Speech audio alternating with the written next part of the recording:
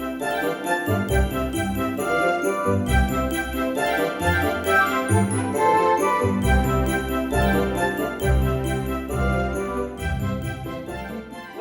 to the Stellar Woman Show and the Stellar Woman Magazine. My name is Stella Olivia Kikoyo, and I'm the editor-in-chief of the Stellar Woman Magazine. Stellar Woman Magazine is here to bring you thriving women's stories, knowledge, and experiences so that you too can learn one or two things, be inspired, make a change, and thrive and sparkle in your life. We're here to move knowledge from one woman to another. And in this way, we believe that we shall be able to alleviate pain, change perspectives, and bring about new possibilities in other people's lives. We are here to change one woman at a time. And in this way, we know that we shall be changing a family and communities, and in a way, making a world a better place and a brighter place to live. So I'm glad that you're here with us today. And today we have a thriving stellar woman, and this is Gretchen Casey.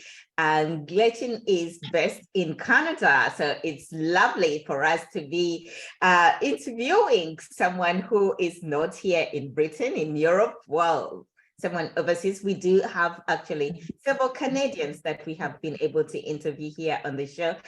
So welcome, Gretchen. Thank you so much, Stella.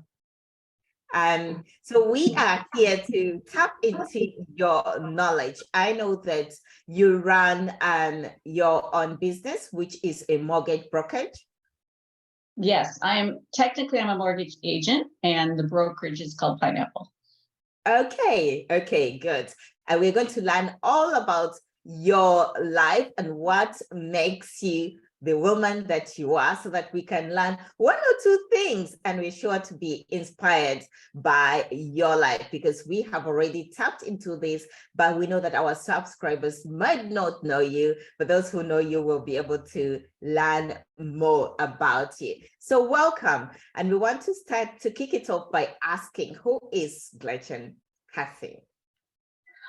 Well, I would say I'm a lover of life. I love learning. Every day I'm listening to I start my morning with listening to different podcasts and videos and inspirational things before I even start my work day. I love to read. I have a family, 3 children and a husband, dear friends. I'm originally from the US, so I have lots of family there. All my family's there, actually.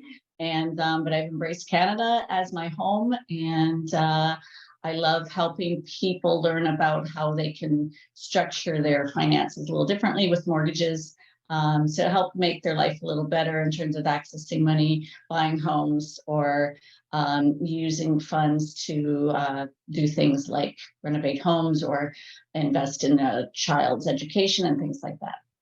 Oh, amazing. I do love to learn a lot about money. And I'm sure a lot of us, that's one aspect, financial management, that we want to really make sure that women learn, aspire, first of all, to get the knowledge, but also utilize that knowledge. So we shall definitely learn something about how to manage our own money and also investment from your story. So what is your backstory? Well, my backstory, I am originally from Michigan. I went to University of Michigan in Ann Arbor, and I moved after that to Boston and then Southern California. In Southern California, I met through work, actually. He was not there physically, but I met who became my husband. And he lived in Canada. So we made the decision to start a family in Canada, mainly because I wanted to move back to closer to my family and an environment that was similar to where I grew up. And I would say I got into mortgages because it was sort of a fluke that a friend wanted to, after I'd been home 9 years with my children, I wanted a new career. So I got into mortgages. And other than that, I mean, there's a backstory of, my parents were divorced. I later divorced. So I'm now remarried for a year and a half. lots of other things. But yeah, that's the basics of it, I guess. Okay, great. Thank you. Thank you for that. And could you tell us about your childhood dream career? Are you doing that today? No, as a child, originally I wanted to be possibly a nun, and then I wanted to be a flight attendant. Oh, there's some similarity here as well. Oh, so you're not doing any of that. No, no. Okay, so this is a festive season right now. Christmas is coming, and we want to know, how are you planning to celebrate this year's Christmas?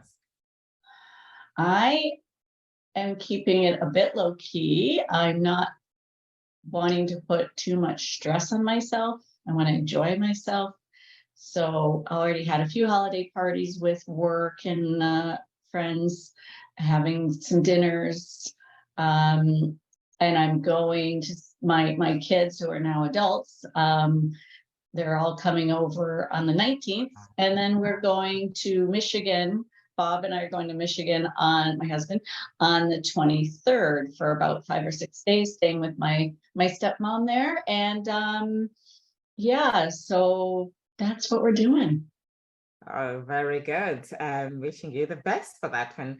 And we want to know, what did Christmas mean to you as a child? Well, when you say that, a memory comes of, we had Santa come to our house and gave us each albums. So back then in the day, actually LPs, albums that you put on an album player were the thing. And they were never popular ones, but they were, I don't know where they came from. I don't even know who that person was. I should research that. And I would listen to these albums of music I'd never heard of, and I loved it. And we also got what's called a Yule log, which you put in your fireplace, and it has firecrackers and things in it, and it would pop. So I remember it being magical and fun and exciting and different. Oh, wow, that's very good. And did you hold that for your children, of course, who are now adults? Did you do any of that stuff for them? No, except I really love that thought that I could try to revive something like that for them. So I like that. My fireplace now is gas, so I can't put a Yule log in it, but I'm sure I could find a fireplace to do that. Wow, that was a good one. Really, that's something to hold on to, maybe pass on to your grandchildren. Yes, thank you so much. That's a great idea. Yeah, good. Do you have any Christmas rituals, anything that you do for your children, or something that you've kept doing every year in, year out? Um, well, I guess this isn't unique, but a Christmas tree and the joy of experiencing all the ornaments, some that the kids made when they were little, some that have been given as gifts. And just enjoying that experience, and the meal, the big Christmas meal, and the gift giving. My kids still, they want me to give them lots of gifts, so it's kind of cute, even though they're in their 20s. And now actually my daughter just turned 30, one of my daughters. Yeah, just the family together would be the main thing. We did used to, something I should revive is we would go every year to a place that would feed people in need, and we would help prepare food. And when the kids were really little, it was mainly just putting butter on the bread for the meal that night or something like that. And haven't kept that up, and I believe that's a nice thing to do. I do work with Ontario Shores Mental Health in Whitby, and do a gift giving campaign with them over the last few years. So I'm part of that this year, and that is something that means a lot to me. Yeah, I've seen that on the social media. Well done with that. Thank you. Very well done. Definitely, thank you for letting us know about that. So let's go to your work. Let's talk about work. Tell us about Mortgages by Gretchen. Mortgages by Gretchen is 18 years that I've been a mortgage agent. I've always been on the brokerage side. I never worked like in a bank or a branch. I love that there are so many options as a broker, whether it be somebody getting, a very lower rate, lower cost mortgage with a bank, or we can work with credit unions, alternative lenders, and private lenders. So I've always loved the fact that there's so many options available, that I can help people and not have to turn them away and say, oh, you don't fit in this box. Sorry, can't do anything for you. So it's harder now with higher rates, and values of homes are less than they were. So it's right now a difficult time for people, but I also appreciate being able to still give solutions and say, okay, here's a path to some next steps. And maybe right now that's not ideal, but let's work towards another solution. So it is rewarding to feel I'm giving helpful advice, especially when people are in a very difficult situation. Definitely, that's quite handy to have a service like yours, really. How did you get into this business? I think you mentioned something slightly there. Yeah, well, a friend was so I had been home 9 years with my kids. I was fortunate that my husband at the time was doing well financially, so we were able to have 9 years of my home when the kids were young. And then once my youngest was starting school, I definitely wanted to get back into a business. But previously, I'd been in graphic arts, which was the area I was in had really sort of been phased out. So I wanted a new career, and I was going to support another mortgage agent. And I went to a meeting with a brokerage and was really intrigued, and then got my license myself. I never actually became an assistant to anyone. I just went right into being my own agent. So it was a fluke that the problem solving, detail orientation, loving to help people, loving to sort of be very kind of intimate with people, and that a lot about their lives and you're helping them about something very important. It was all a really good match, and it was I guess you're going with the flow of life. It came my way, and I went with it, and I'm really grateful that it happened that way. Oh, amazing. That's a way to, I think most likely you must have been someone who is I don't know the right word. Is it like outward looking, like someone who can open-minded? Sorry, the right word is open-minded. Like you are there and your eyes are really open and you can see what you need to actually see. Then when we have a lot of blind spots and things come our way, but we don't even see what we need to see to make way for ourselves. Well, I hadn't thought of myself that way, but I appreciate that perspective, because now that you say that, I did sort of do that when I moved from various locations in my life, even moving to Canada. I wasn't afraid of it, and I never thought of it. I didn't think of reasons not to. It was like, oh, here's a great opportunity. So I appreciate hearing that. I guess I have some of that in me. Yeah. Yeah, I think so, because most likely someone would go in the same place but not see themselves going through it and starting their own business out of that. They might just think, I'm going for this meeting and leave it there. So yeah, it's something that it can help us to open our minds as well to what opportunities can lie into any form of experience, even a meeting you're just going to. Yeah, I appreciate that perspective. I'm going to think about that some more too. Great. So what has been your experience in building this award-winning mortgage agent or business that you have? What has been your experience so far? Well, in the beginning, I actually was with two brokerages for a short period of time.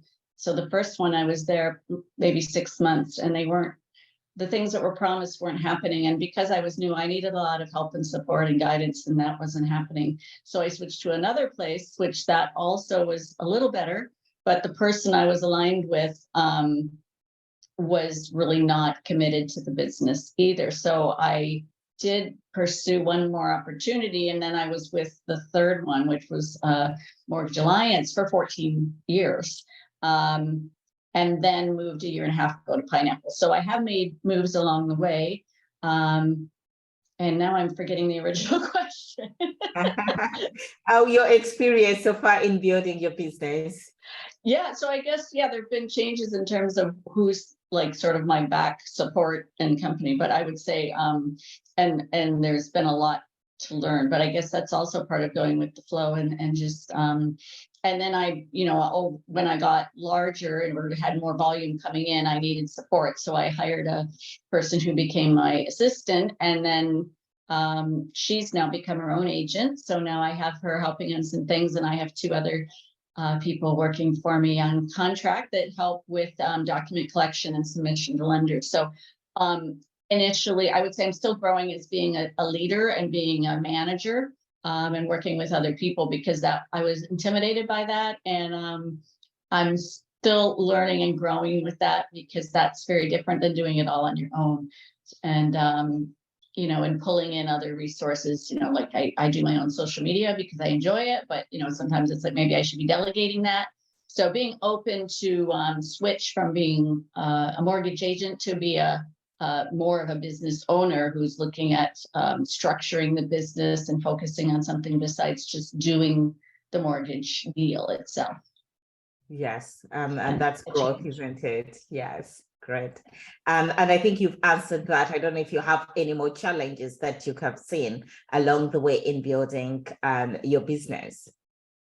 Well, it's actually prior to, so Melissa was my assistant who got her own license. I did have a couple other assistants prior to that, one who really just went off into marketing in a different area, or continued marketing, wasn't so much into the admin side. And then another one too, who was a mortgage agent. So it's learning that how to adapt, knowing that people sometimes are going to go their own way or go a different direction, adapting and being ready to adapt when things change, which of course they're going to. I think I'm getting better at that. I found it very difficult and I would resist it. And now it's more encouraging people to do different things if that's where they want to go, and being open to finding new ways to fulfill the needs of my business as needed, and trying to be more proactive too with that. Yeah. Oh, great. Thank you for that. And is this the right time to get into property investment at all? Well, in Canada, I would say it's all up to the person's situation. Right now, rates are high, so payments are high. However, values are what will happen next year, when most likely fixed rates are already coming down, but the variable rate is high, and it's going to probably be high through next year. Rates aren't going to be low anytime soon, expecting to happen later next year into 2024. So I would say, if it's partially, do you need a place to live? Do you need to, we have lots of people, first-time buyers, we have lots of move-up buyers. We also have many new immigrants to Canada, new residents coming here. So it can be an opportunity right now, specifically because prices are going to go up next year as rates come down. So it's very depending on the person's situation. So I would say it could be a good time. Could be, yes. It could be a good time, depending on it could be a good time, but you really gotta, I suggest, talking not only to myself, talking to mortgage people, talking, to your family and to realtors, and looking at your situation, determining, is this the right time? But being speculative, I don't think is the best thing, because we don't have crystal balls, but making the best decision for yourself on the time, given the situation. Oh, fantastic. Yeah. So depending on the situation, here you are.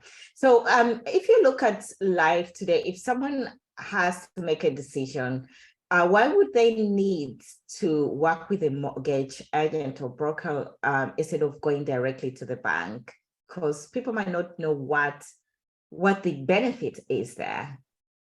Yeah. So what I love about what I do is that, so as a mortgage agent in Canada, anyway, the way it works is you have certain lenders that are part of your channel, meaning that they do work with agents, they accept applications, and they, in many cases, pay a fee or a commission to the agent on your behalf. So you don't have you don't pay anything in many cases. You're getting this free extra service of someone who doesn't work for a bank, who works for, obviously, yes, we can be paid, but we have many options to choose from. So it's giving more options, I think more independent sort of advice, because it's not trying to fit you into one box. It's saying, here's recommendation based on the many options available.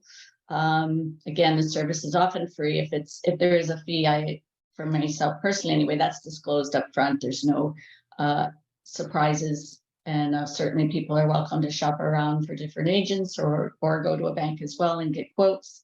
I think spending more time too, because I don't have a quota that I can only sit with you for 10 minutes. So if you need to talk for an hour and a half, I will talk to you for an hour and a half, not tell you, okay, well, your 15 minutes is up.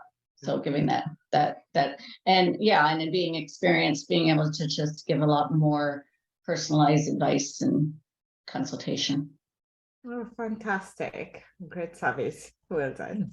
And then the other question I would have for you is, are there any myths that you might want to bust in terms of property investment, mortgages, that you know that are outside there that people keep talking about that you might want to bust out or demystify in any way? And sorry, I missed the beginning part. Is there any myth? Because we tell ourselves stories and things that are not right. And I just want to know, is there anything that you know that people tell themselves that is not actually true that you might help us by busting it out or demystifying that myth? Well, I do think there's a lot of in the media in Canada. There's a lot of hype about, oh my God, rates are high, inflation is high, we're going into a recession. It's very focused on negativity and fear. And oh my gosh, everybody just, the worst is coming, it's going to get worse. So I think perspective and looking at, like, for example, if you want to buy a property, what's happening in that neighborhood, are values going up? If you are an investor, there's a lot to look at rather than just, oh my God, things are bad, don't do anything. And almost removing yourself from that, or being open to the other perspective. Like I go to a monthly investment group, which is Durham REI, Real Estate Investors, and we talk about taking action and looking at the market and looking at different ways to invest. Maybe you're going to do rent to own, you're going to do a flip, you're going to do a buy and convert into a 3-unit property. So looking at opportunities versus just going, oh my gosh, everything's bad, I should just freeze and do nothing. I would say the biggest myth is that everything's bad and it's going to get worse. Yeah, that's a good one. Looking at the opportunity, because I believe even in recession that opportunities continue to exist. Yeah, that's a good one to keep us open-minded. Because I think, and another one too, it's if you're an experienced investor, you know this, but if you're a new investor, you may not think about this, but investing out of your area, investing in another province. A lot of people in Canada are investing in not only United States, but around the world, Costa Rica, Italy. Like people are, because of COVID, I think it's opened up a lot of, so look at lots of different opportunities, not just in your backyard, if you want, if you're able to do that. Okay, yeah, that's a good one. And if someone is interested in growing their property portfolio, what advice would you like to offer them? Well, I think you need to work with both a real estate person as well as a mortgage person who help you with your strategic planning, because you're not going to look at just this one property, but what's the plan down the line and how are you going to grow? Where do you want to invest? What types of investing? Right now it's very popular to do apartment financing because it's a different type of qualifying and it might actually be easier to do. Are you going to be open to working with JV partners? I also think it's worth attending groups. Sometimes also Durham REI is an example. The Right Club is another one in Canada. There's many others that are online as well. So talking to people too, not just going and listening, but having conversations where there's a lot of networking opportunities to really, and talking to people so that you find a comfortable path. Being open to you might make some mistakes. So if something doesn't work, that doesn't mean you should just stop. Maybe, we all learn from our mistakes, or maybe that can reframe them. They're learning experiences. And just get out there and be open, like you mentioned before. And I think that's a great message, just being open. Yeah, open to learning, but also taking action. Taking action and not being afraid of making mistakes. That's also something that I think keeps us where we are and not grow at all, not move forward, because you're just afraid of making mistakes. Yeah. Actually, I was listening to something yesterday about an imperfectionist. Be open to being an imperfectionist. It's a good one that one has to embrace, because otherwise you stay where you are. That's a good one. Thank you. Now, I know you've already told us you moved to Canada. Is it 30 years ago? Yeah. Mm-hmm. Oh, wow. Oh, wow. Oh, wow. Yeah, how young were the kids by then? Oh, pardon? How young were the kids by then when you moved to Canada? Oh, when I moved, my kids were, I wasn't even married yet. And my kids were not born. So after I moved was when I got married and my children were born. So yes, I'm not as young as I used to be. But you look very good, especially because you say they're all adults. And I thought, oh, wow, if I look like that with all my kids being adults, that would be great. You're very sweet. Really, thank you. Yeah. So you've already explained, I had a question for you, what motivated you, but you've told us in the backstory how you made the decision to actually move to Canada. What was your experience having come to the US from the US? I may think that it's the same, but it might not be. What was your experience? Was there anything different in terms of settling into a new place, the culture, the country, the way people do things? What was your experience? Well, one of the reasons I chose to come to Canada and the area I'm in is because I found Southern California 30 years ago was quite advanced in terms of people were a little more wild in terms of drugs, plastic surgery. That was a little not really something I personally related to or was interested in. So I didn't want to raise a family there. I felt it wasn't comfortable for me. So that was different there. And also I missed the seasons because I loved having the 4 seasons and how not only is it beautiful, but it delineates your life in a way. It's just different. So, but the difference, so when I came to Canada, I would say, I guess I realized I was a bit demanding because I felt like the customer service I initially thought was a bit better in places I lived in the US, and it was a bit more, hey, how come this line's too long? Hey, how come they didn't do it this way? I demand a different level of service, which probably isn't the case, but that was my perspective at the time. I'd say definitely a more conservative country overall, but if you know much, well, I'm sure it's the same in most countries and most large countries, is different areas are very different. So Michigan's much different than California. So I'm generalizing that Canada is very conservative, but I live in the Toronto area, might not be so conservative in other parts of Canada. It's more of I would definitely say it's not socialistic, although people who live here sometimes criticize that it is, but it's a different government system. So I would say that that's different, taxation is different here. So those things are you adapt to if you're from somewhere else, I guess. Yeah, that's true. You have to adapt to different aspects of the way people do things, and yeah, Yeah, but I will say I love Canada. This is my home, and I'm very happy here. And yeah, absolutely. Amazing, amazing. Thank you for sharing that.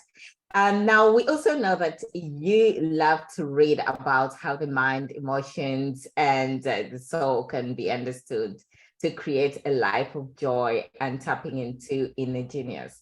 And why is this so? What is important about this?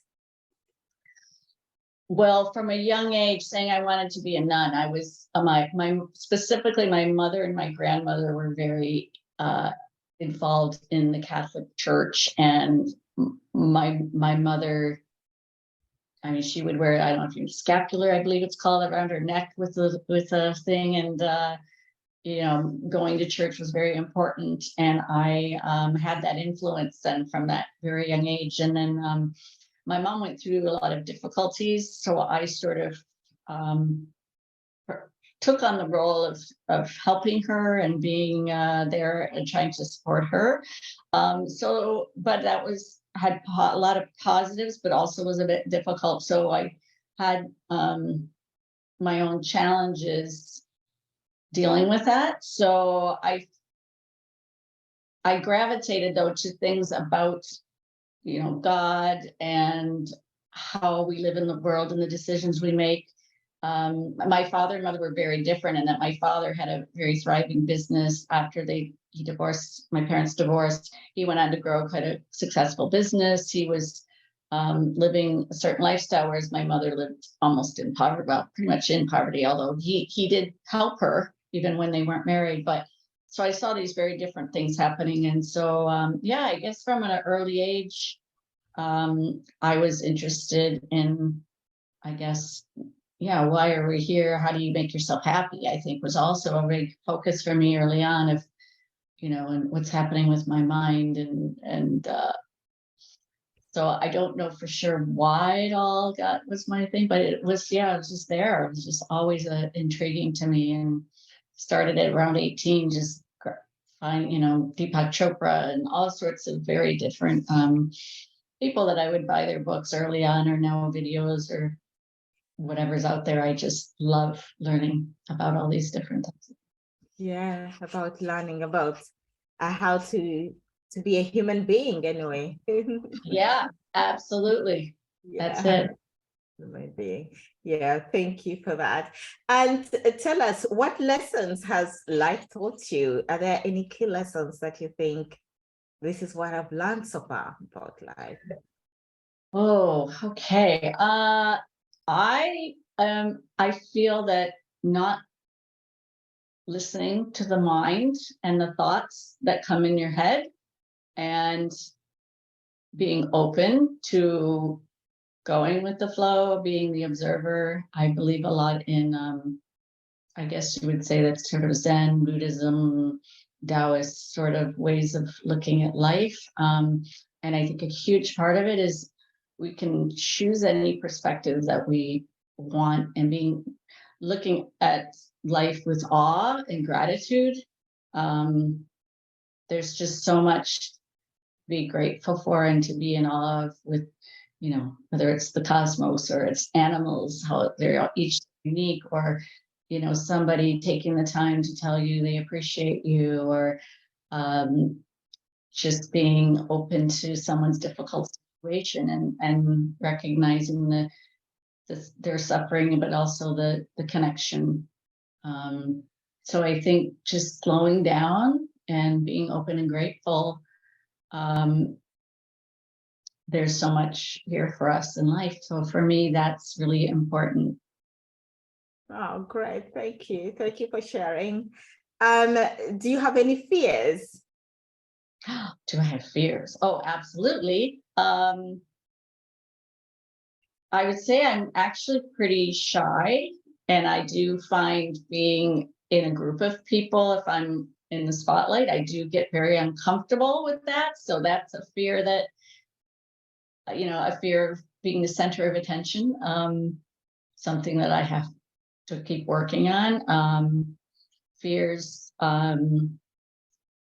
Well, I do have sort of an empathic side, so I get sometimes too connected or worried about other people, how they're doing. So sometimes I have to remember that they're on their path and I can only do so much. So that would be another thing that I'm learning and working on. Yeah, that's a good one. Yeah, yeah. They're just on your path and your way to wherever you're going, to destiny. Yeah. Yeah, that's a good one. Thank you. And how do you overcome, especially that type of fear that is constant? You have to keep meeting people. You have to keep growing. How do you face your fears? What do you do to overcome the fears that you encounter in life? Well, I would say reading as well as watching different videos for me is really works well. It reminds me of the things that I want to remember and use in my life. Finding time for stillness and just settling, let my nervous system and my mind and everything settle down. I don't know that I officially meditate, but that's something I'm exploring more of. Being in nature, going out, I love trees, so taking walks wherever there's trees makes me very happy and grounded. So those would be some of the things that I do. And being with people I love. Sometimes I'm too, like, I work a lot behind the desk in my computer now that COVID, it's sort of a habit. So getting out there, when I get out with other people, that the energy of just being with people helps me a lot. I love that. Oh, good. Thank you. Thank you for sharing. Now, there's one thing that we always know that most women who aspire to grow will always be afraid of, and that's failure. Have you failed at anything before? Have I felt failure? Have you failed before? Oh, yeah. Can you I share mean, what? in my field, the big thing is numbers, right? Did you achieve your goal? If your goal is, X million of dollars a year, did you achieve it? And when you don't, oh no, like, what happened? Why didn't you achieve it? It's a very sales oriented business. So yes, when I don't make my numbers, I do find that concerning, and I do want to continue to grow. So I feel, for specifically for next year, I do want to have some more process oriented goals that are about, am I working in the process in addition to the numbers, and am I achieving the goals of whether it be having certain steps in my mortgage process? Am I doing that well? Is my team doing that well? Am I helping nurture them in a good way? Because so bottom line, for sure I've had failures. Yeah, and I think sort of getting the solutions coming your way. In terms of when you failed, how have you picked yourself up? Well, I really find taking that time to get perspective and realize, we're here for such a short time.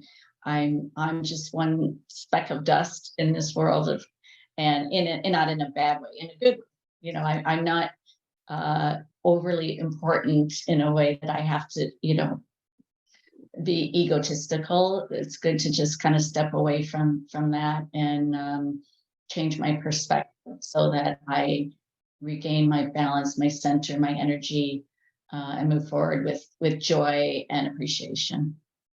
Oh my goodness. I would like you to say that again. I don't know if I could. It was just so good. Thank you. It's just so good. I want it on repeat, I think I will too. I think I better write it down and read it when I go, what did I say yesterday? Because today I'm not right. I would like it to repeat so that I can, see myself, know that, I'm just here for a short period of time. I'm just part of the dance. It's something that can just make you get up and keep going. Definitely. Wow. Yeah. Yeah. And if people are like me, I mean, I know some days I'm attaching to something that's worrying me, whether it be, a difficulty with a family member that they're struggling, suffering, a customer who's, right now there are a lot of people having a hard time financially, and I talk to them, and I can get sort of attached to that, and then it affects my whole day. So being able to go, I care about them. I'm still here for them. But also some level of release and knowing, okay, I'm doing what I can. And now I need to be here for that next person. I need to be here for myself and move forward. Definitely, that's a good one. I also need to grow into that as well, very much so. It's probably a female thing largely, although I'm sure men experience that too. But yeah. Yeah, I think so. It definitely is.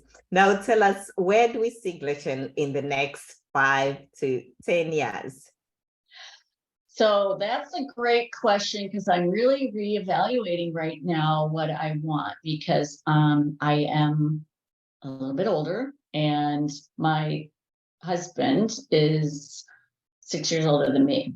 So he's mentally more kind of into the, hey, let's maybe travel more, or and so I'm figuring out, how do I want that to look for me, because I really don't see myself ever retiring, but I'm sure at some point I will be either working less or doing something different, or maybe I'm going to do more volunteer, or I don't know.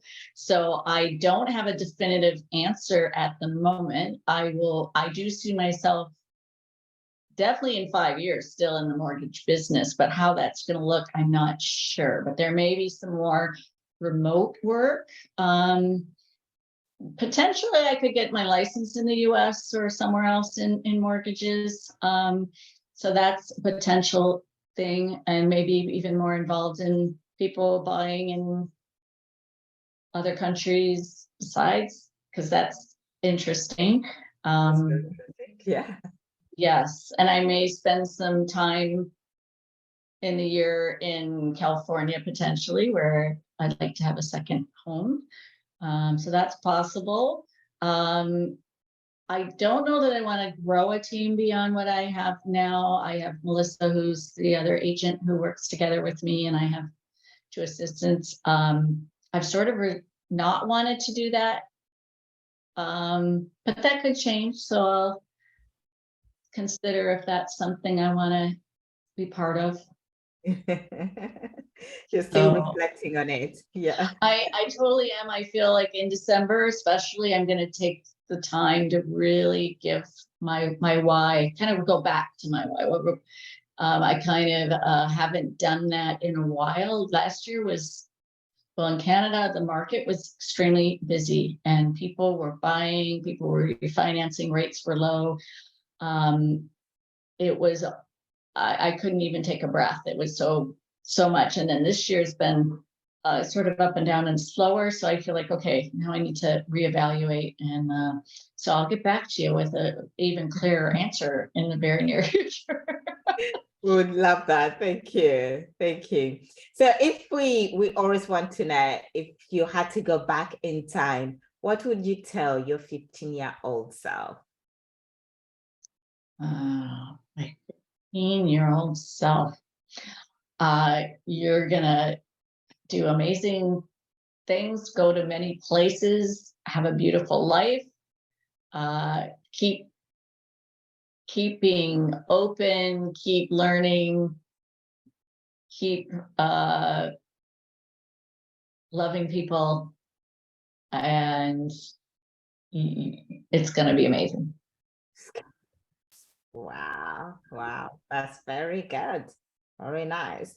And if we would like to know, who is your ideal stellar woman, or what are the your ideal attributes of a stellar woman? I will say, with that, the person that comes out to me is Oprah. I love her. I back in the day when she was on with her daily show, I would watch it every day. I just love it. She cares about people, wants to learn about them, wants to help them. seems to be fearless in terms of growing.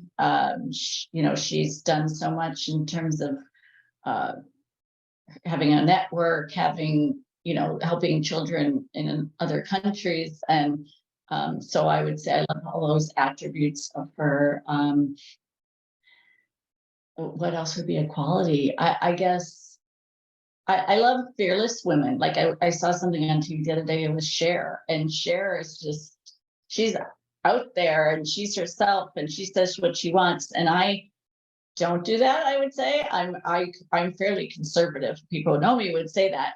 But I love the women who are not, and I just learn from them and grow from them. And one of my best friends, right, Yeah. Maggie, is a person who, she's amazing and she's just does what she wants. So I think I love that attribute, and I want to try to embrace that more. More of a big fearless woman.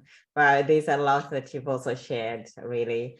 A woman who embraces learning, helping others. There are just so many attributes you can pick up from that.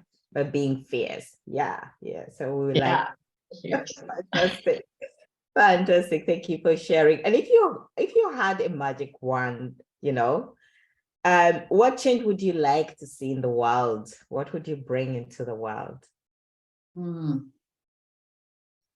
Well, I really believe, they say be the change. So just for people who are having struggles, fears, depression, just, really intense negative feeling or heaviness, to, maybe I would love for people to have some hope and reach out and know that there is a way to live with joy, and it comes from within. It's your circumstances outside aren't going to fix it. Money doesn't fix it. So be open to maybe connecting with others who do want to be there and care and give you tools to help your life.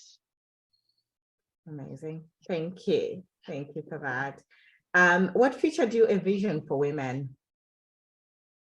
Oh, I think women bring a lot of empathy, power, the feminine characteristics of nurturing, those sorts of things. I just think that women's influence is going to be substantial. I don't know how many years it's going to take for any major changes, but I just think women being more involved in society and positions of power and influence is going to just keep growing. Okay, great. Thank you. Do you have a life mantra? Oh, a life mantra. I kind of change my mantra all the time. What's interesting is let's see, what's the one I have written right here? Follow what feels empowering. That's the statement written in front of me. Okay. Follow so what? That's mine for the moment. For the moment. For the moment. It changes. It's a good one. Thank you for sharing that. And there's one question always every woman has: how is she able to balance work and life, really? How do you do it? Well, I do structure my time, and I'm pretty diligent about doing that. So I have my set work hours, and outside of those work hours, when I feel I need to recharge, connect with my family, connect with myself. I do respect that schedule so that I don't get burnt out from my work. Scheduling and then so that's big for me. Structuring your life. Yeah, time blocking, really, it's important to me. So I have, as an example, like I work Monday, Wednesday, Friday is from 9 till 6. Tuesday and Thursdays, it's 9 till 8 at night, except I take a break for about an hour and a half for dinner. And Saturday morning, I work this is times when clients can contact me. I work Saturday morning from 10 to 12. So, and then Sunday night, I do my social media. So I'm pretty structured and committed to my schedule for when I work and when I don't work. Oh, fantastic. Thank you. Thank you for that. And there's another thing I wanted to ask you. Is there anything that people don't know about you that you'd like to share? I don't know. I feel like I just told like everything. Anything they don't know. Geez, I don't like to cook. How's that? Yes. And my husband's a great cook, so I do not do much cooking. I do make Saturday and Sunday morning breakfast, but other than that, I love his cooking and I love not cooking. I know that's not very profound, but that's what No, it's the truth about you. Thank you. Thank you. Now, because it's a Christmas season, would like you to leave a celebratory message for the Stellar Women subscribers and followers. What message would you like to leave them? Oh, a celebratory joy to the world. Let's have fun and enjoy time together, talking, laughing, eating, drinking if you do that, being out in nature if you can, just enjoy life and each other and this beautiful time of year. Thank you. Thank you very much. And this has been Gretchen Casey for the Stellar Woman magazine. Thank you so much for joining us. And where can people find you? If you go to mortgagesbygretchen.com and or go pineapple/Gretchen Casey, that would be online. Gretchen at mortgagesbygretchen.com is my email. And my phone number is 905-579-4412. Oh, amazing. Thank you so much for sharing. I'm on Instagram. That's how we met. I'm on Instagram and Facebook and LinkedIn. I met Stella from Instagram and all your amazing posts. And I love interacting there. I find it really fun. Yeah, I do love interacting with you a lot. And I love your posts as well, the message that you have to give, and also empowering us financially to think about the options that we have that are outside there. So it has been lovely getting to know more about you, and it's really a pleasure that we're going to be able to spread your story to other women so that they too can learn one or two things and change. Of course, you have to change. When you learn something, you need to make a change and be able to thrive in your life. So we wish you all the best, and Merry Christmas if we don't see before, to you and your family. And I hope you have a great time. And yeah. Thank you so much, Stella. I love what you do, and I'm really grateful.